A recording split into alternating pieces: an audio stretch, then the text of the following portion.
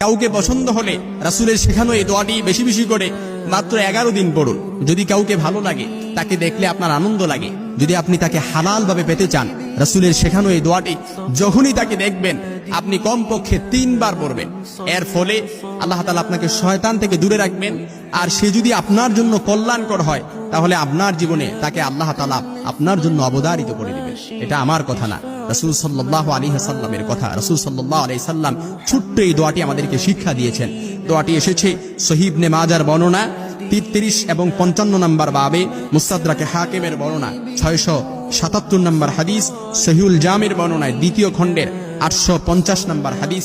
আমি সেখান থেকে কোট করেছি আম্মা জান আয়েশা সিদ্দিকা রাদিয়াল্লাহু তাআলা আনহা থেকে বর্ণিত হাদিস। রাসূলুল্লাহ সাল্লাল্লাহু আলাইহি ওয়াসাল্লামের কাছে যখন কোনো জিনিস পছন্দ হতো, কোনো বস্তু পছন্দ হতো এবং কোনো জিনিস দেখে রাসূল সাল্লাল্লাহু আলাইহি সাল্লাম আনন্দ পেতেন, ওই জিনিসটা পাওয়ার জন্য রাসূল সাল্লাল্লাহু আলাইহি সাল্লাম আল্লাহর কাছে এই দোয়াটি পড়ে আকাঙ্ক্ষা করতেন। আর আল্লাহ তাআলা যদি এই জিনিসটা রাসূলের জন্য কল্যাণকর মনে হতেন, আল্লাহ তাআলা তার জন্য অবধারিত করে দিতেন।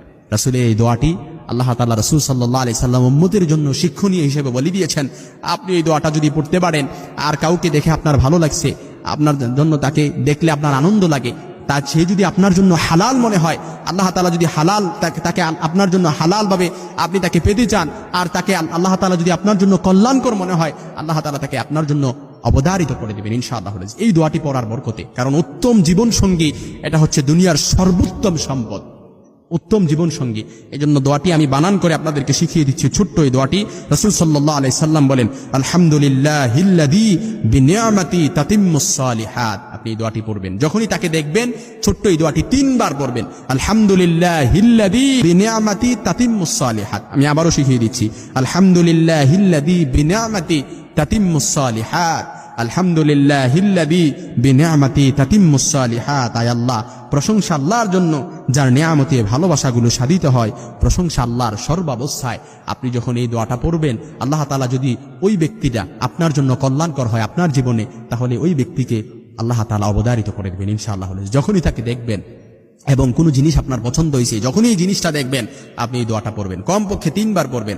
আপনি মাত্র 11 দিন কিংবা 21 দিনে আমলটা করেন, আল্লাহ তাআলা অবশ্যই আপনাকে ফলপ্রসূ করবেন ইনশাআল্লাহুল আজিজ। কিংবা আপনি যদি উত্তম জীবন সঙ্গী পাওয়ার জন্য আল্লাহ তাআলার কাছে বেশি বেশি দোয়া করেন, কোরআনে বর্ণিত আল্লাহ তাআলা অসংখ্য দোয়া আমাদেরকে শিক্ষা দিয়েছেন। আল্লাহ তাআলা শিক্ষা দিয়েছেন, রব্বানা হাব লানা মিন আজওয়াজিনা ওয়া যুররিয়াতিনা কুররাতা আয়ুনি ওয়াজআলনা লিল মুত্তাকিনা ইমামা। আয় আল্লাহ, আপনি আমাদেরকে এমন স্ত্রী ও সন্তান দান করেন যাদের দেখলে আমাদের চক্ষু শীতল হয়ে যাবে, আমাদের চোখ জুড়িয়ে যাবে।